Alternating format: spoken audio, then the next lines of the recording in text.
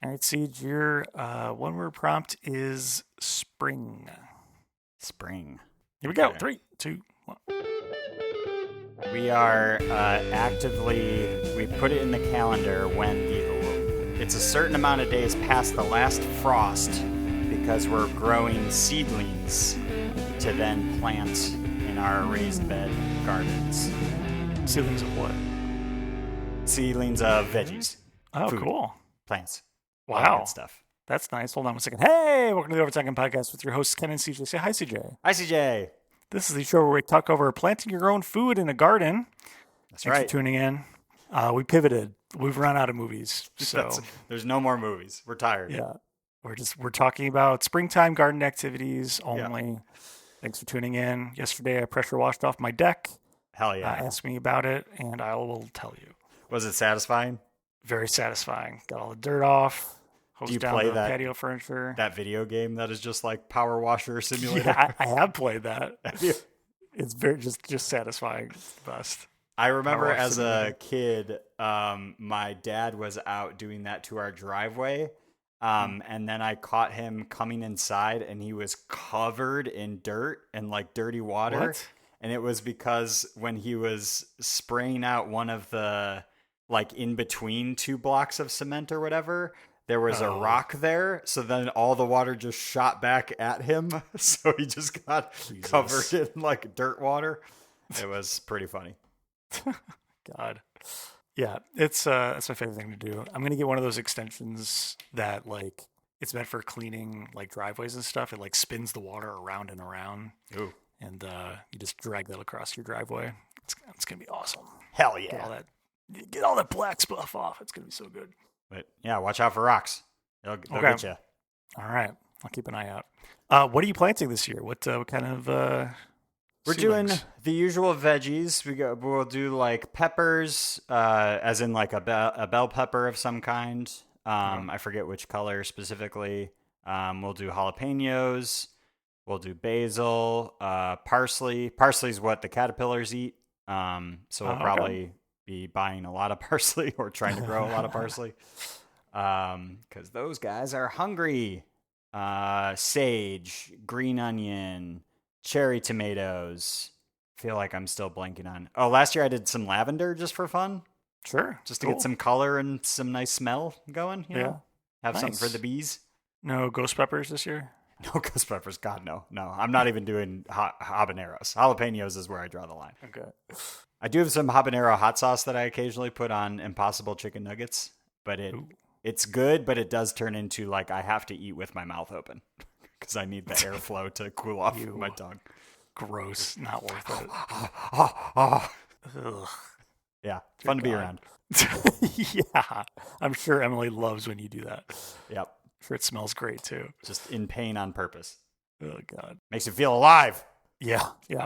You been out and about at all lately? Yeah. Happy birthday to the Tool Man. This is not a bit. His birthday's on 4/20. It's true. And so I spent this past weekend celebrating with him. I can only guess how you celebrated. Yeah, do you want to guess? That might be fun. You smoking up the doobs. That's got to be it, right? No. No. Wait. No, I'm not done. Okay. It was a car wash party. Washing all No. the cars down at the shop. Close. No. Okay. It was a key party because that's related to cars. You put keys in a bowl. Fishbowl. Fishbowl. Was it a swingers party? Well, no. Except you go home with someone else's car. That's Nice. Okay. Yeah. No, I would have loved that. Maybe I would have finally gotten a spin in the company car. Haven't been able to get in there for a while. You and me both, dude. He somehow is still able to do Edward 40 hands. Jesus Christ. So you did that too? No, God no. I would die. I would be in the hospital, I think, if I did Edward 40 hands. Yeah. But we showed up to this apartment party, and he fully had 2 40-ounce malt liquors duct taped to his hands. And he took the strategy of, instead of trying to drink just the one to free one hand, he was doing symmetrically. So he was drinking both of them at the same time so that they would both finish at the same time. Well, otherwise you crack the second one and it's all warm already, right? Yeah. So I mean, there's some strategy there probably. I think they were for sure warm by the time he finished them, but I don't know. I'm just impressed God. he's not like dead, because I would be if I did that. Was he the only one who did that, or did anyone else? No. Okay. Another person joined him, and then I think brother Eric did one, maybe one hand. We showed up like an hour after the festivities had started, and so they were well on their way. But it was a good time. And then I was sitting there drinking my this beer called Little Kings. They are 7-ounce glass bottles, so they're like these little half a beers, which are great. Shout out to Little Kings. You should have duct taped those to like your pinkies or something. I did, yeah, we did say that. That would be fun to duct tape do this. Damn it! I can't have an original idea anymore. What the hell? And then I did give him his birthday present, which can you guess? Smooch. Duh. Can you guess what his birthday present was? Another Lego, a different Lego Fast and Furious set. Close. Steve full on guessed it as he was unwrapping it.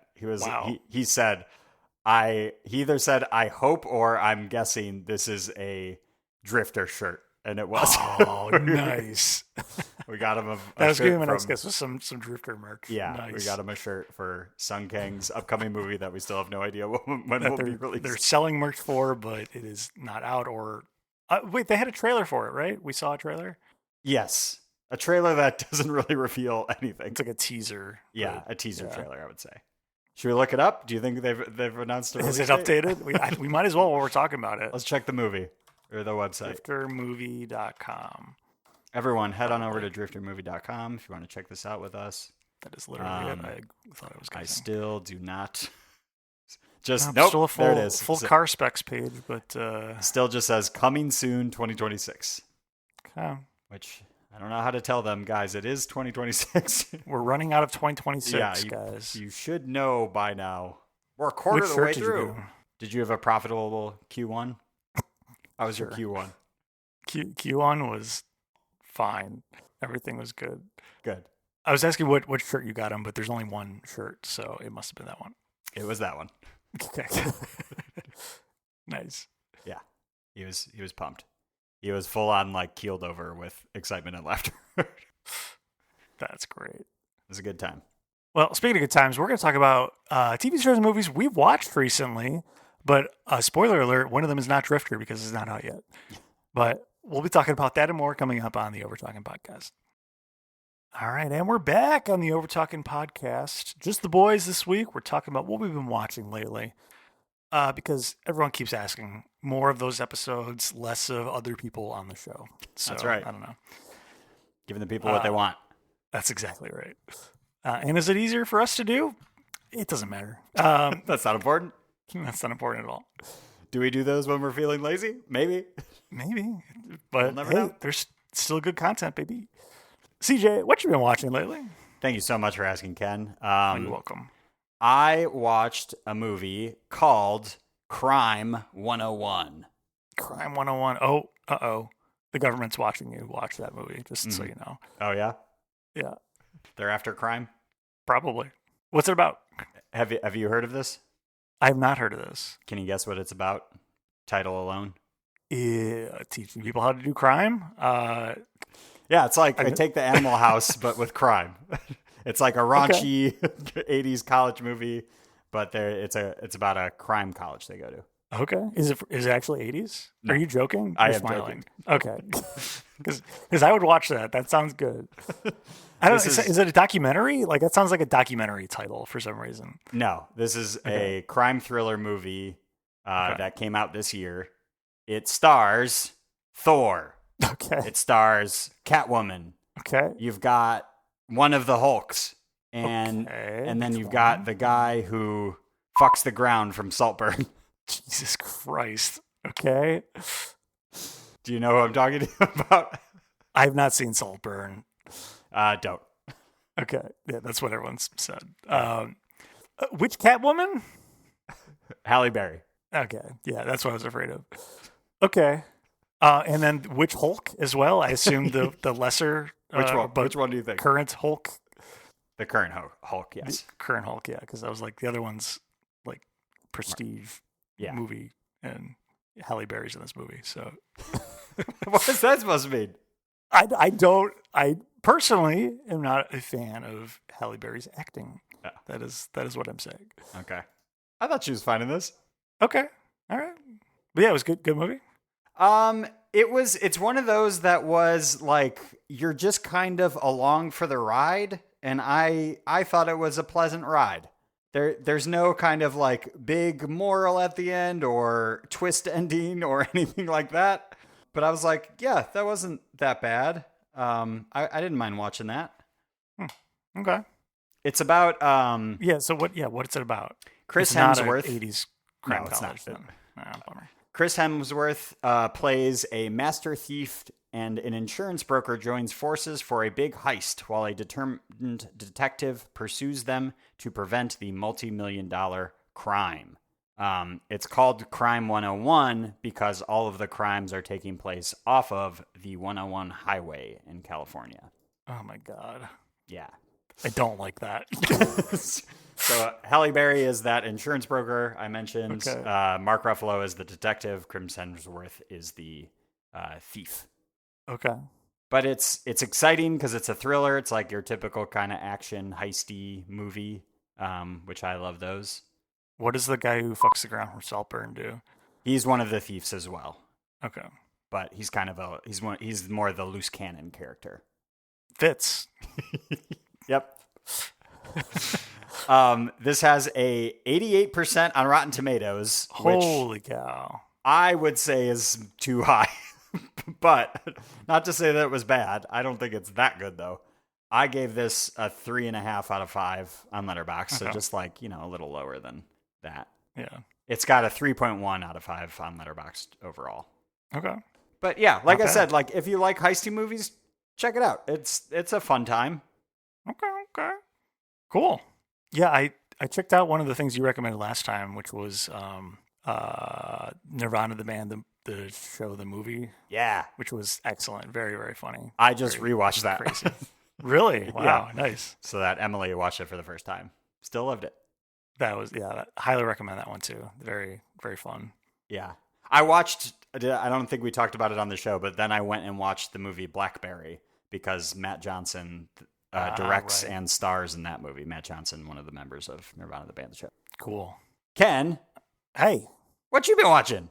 what have I been watching? Not a lot, actually. I was sick, so while I was sick and just laid up in bed, I decided to knock out a newer Netflix horror TV show called Something Very Bad Is Going to Happen. And this is by the same person who did Brand New Cherry Flavor, if anyone's heard of that. Nope. But nope, yeah, just anyone who's into horror it's the cutoff there, and even then, probably not. But this is a new horror Netflix show about a girl who is about to get married. She's going to visit her fiance's family for the first time, and they're actually getting married at the family's house. But she just has this bad feeling that something very bad is going to happen. And she has this interesting backstory and legit, like, kind of premonition-y feelings. And we know that we're shown that, like, the halls are running red with blood by the time the wedding happens. But then it cuts back 8 days earlier when she's just getting to this house. And so we do know something very bad is going to happen. It's just a matter of what. And very much like, if anyone has seen Brand New Cherry Flavor, very much same kind of feeling of like, it starts out kind of normal and then weird things happen and then people just kind of accept them as normal, even though they're like paranormal and weird. And then they just kind of go from there as like, this is the new normal. How do we kind of up the ante from even here? And yeah, by the end, talking to ghosts is just a normal thing. And even more crazy shit happens. But I really enjoyed it. I think it's a fun watch. Each episode ends on a pretty cool cliffhanger to the point where I was like, okay, I need to watch the next one. That was a good sign. Yeah, but didn't really recognize anyone from the show. But that's all I could say about it. I don't know. Check it out on Netflix if you want to see. It's only 8 episodes. It was a good time. Well, per usual, we don't do any sort of spoilers on these episodes, so I don't want to have you get too much into the show anyway. Yeah, I mean, I already probably spoiled too much. Well, not even really, but All right, so listeners, if you just hear a giant beep, that's because Ken spoiled the show and I've edited it out. Meg was trying to guess what the horror thing was, and she's like, "Is it werewolves?" And I told her halfway through, it was like, "Oh my god, you're right. It was werewolves. It wasn't werewolves. Okay, spoilers. It's not werewolves. It's not werewolves. Sorry for spoiling that. Frankenstein's? I don't know. Guess I'll have to tune in it was to find out. Frankenstein's. Yeah. Cool. All right. Well, what else have you been watching, Siege? So this one I'm excited to talk about because Emily and I went back to the Music Box for a pre-screening of this movie with a Q&A with the director. And that movie is Over Your Dead Body. With Yorma Tacome? Yeah. Nice. I saw they were doing that. That's awesome. We were there. It was awesome. So this movie stars Samara Weaving and Jason Segel, and I definitely don't really want to talk about it almost at all because it literally just got released.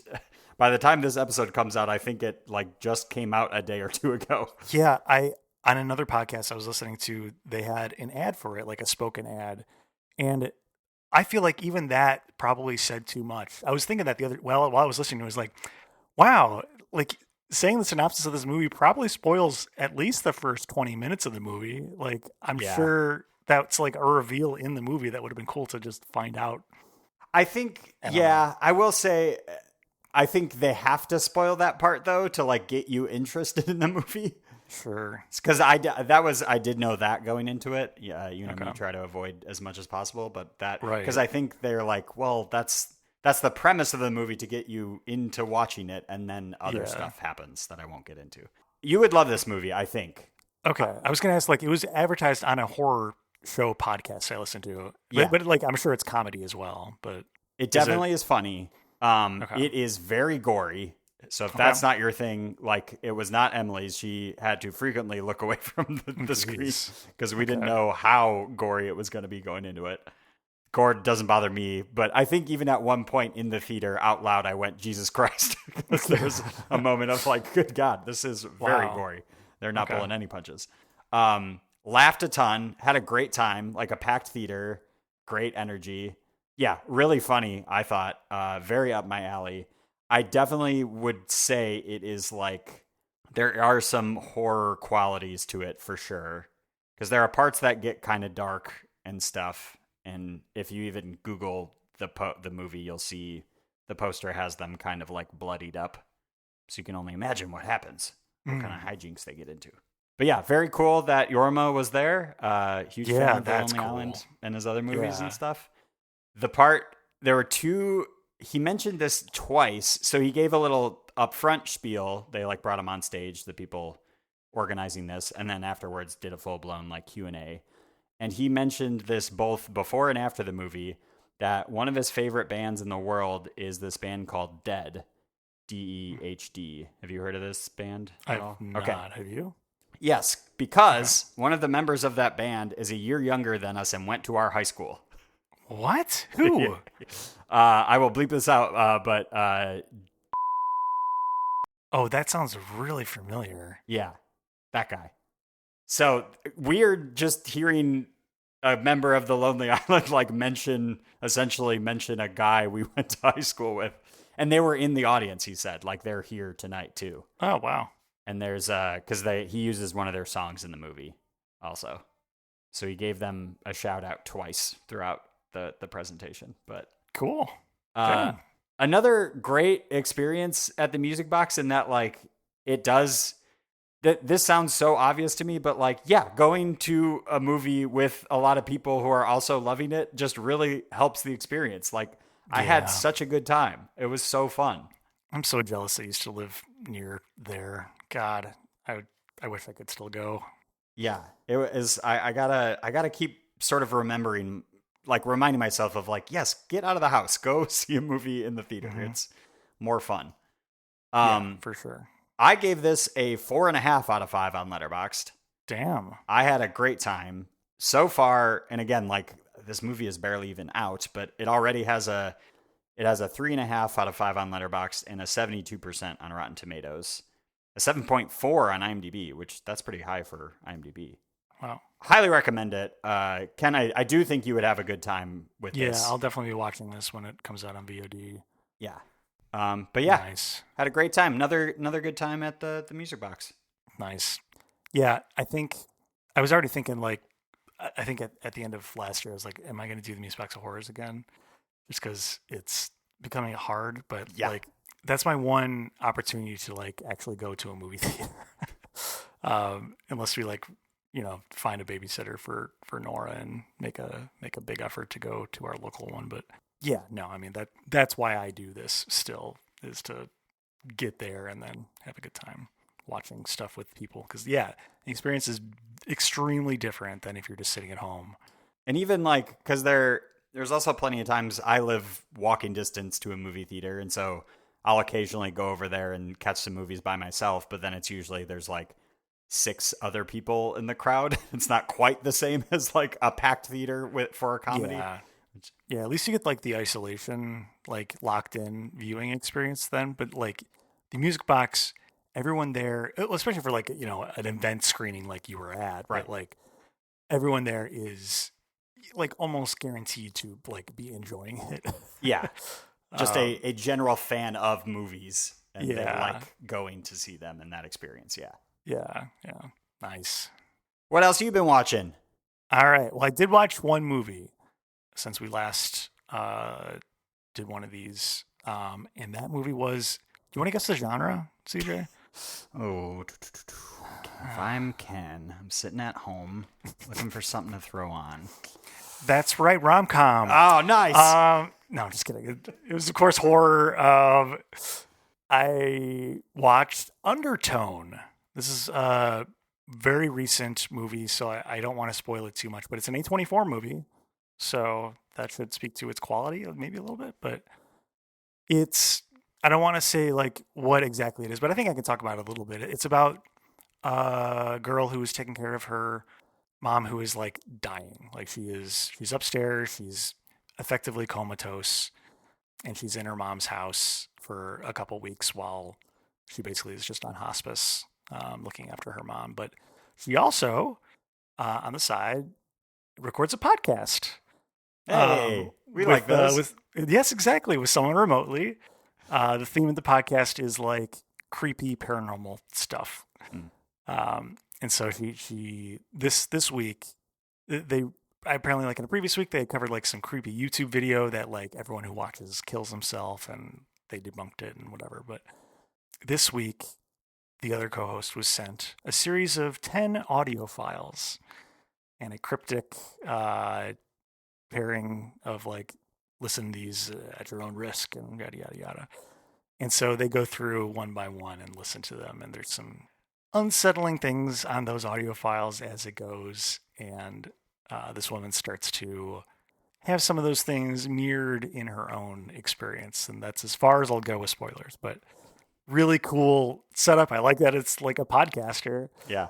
And she's like recording late at night, and it's like spooky stuff. And it's really reminded me of some horror podcasts I used to listen to that were like fictional horror podcasts. So like the person is pretending to be a more serious podcaster, like an NPR podcast or something, like covering something in real life, but it's not actually, because nothing supernatural exists that I'm aware of. Carissa, don't at me. But yeah, like the one that comes to mind is the Black Tapes. If anyone's curious, that was a really good one, and it really felt like that, but like in movie form. And I just ate it up. It was so good. I gave it 4 out of 5 stars. Nice. On Letterboxd. Yeah, wasn't too bad. And then it has a 73% on Rotten Tomatoes. So okay. Overall, it's a high recommend for me. I thought it was cool. It's a cool idea, and I really liked seeing it play out. But would you want to for CJ? Okay, yeah, I thought so. I read the description. I was like, no. No. Would you want to cover spooky stuff for an episode on this show? Not with me, but someone else. You can do it on. I was like, wow, you're offering? Holy shit. Yeah, I don't know how that would work with this because we pretty much exclusively talk about TV shows and horror movies. But I don't know if I ever were to like start up a side podcast or something. I feel like that would be fun to do. It like cover some like urban legends or something, or some like internet urban legends. Those are called something, right? Creepypastas, or I don't know. I think they're called urban legends. Just still urban legends, okay. Digital urban legends. You can break format for a week. Who cares? It's our show. Do whatever you want. Fuck it, right? Yeah. And you get a week off, and we get something filled with content. All right, I'll consider that. Okay. You can do it if you want to really fit it into the theme. That could be like a pre-October episode the week before or something. Wet people's whistles. Yeah. Okay. Let me think about that. Okay. Listeners, write in at overtalkingpod@gmail.com if that's something that would interest you. That's everything I've watched, pretty much. Did you watch anything else, CJ? Any honorable mentions? Yeah, I don't know that they're worth getting into.